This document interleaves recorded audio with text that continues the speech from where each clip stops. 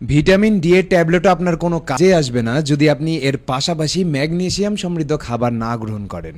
Vitamin D আসলে আমাদের শরীরে গিয়ে কোনো ভিটামিনের মতো করে কাজ করে না, বরং এটা একটা স্টেরয়েড হরমোনের মতো কাজ করে, যেটার নাম ক্যালসিট্রিয়ল। এই ক্যালসিট্রিয়ল হলো ভিটামিন ডি এর সক্রিয় রূপ।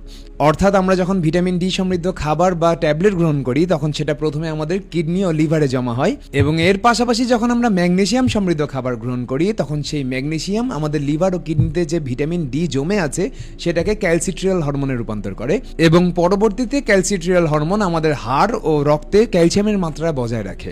এই ক্যালসিট্রিয়ল হরমোন যদি কারো শরীর হতে কমে যায় সেক্ষেত্রে সে ব্যক্তির রক্ত এবং হাড় হতে ক্যালসিয়াম ড্রেন হতে শুরু করবে, যেটা প্রস্রাবের মাধ্যমে আমাদের শরীর হতে বেরিয়ে যায়, যার কারণে হাত পায়ে খিঁচুনি এবং জয়েন্টে ব্যথা দেখা দেয়। অর্থাৎ ভিটামিন ডি যদি ক্যালসিট্রিয়ল নামক সেই হরমোনে রূপান্তর না হয় সেক্ষেত্রে আমাদের শরীর সেই ভিটামিনকে কোনো কাজে লাগাতে পারে না।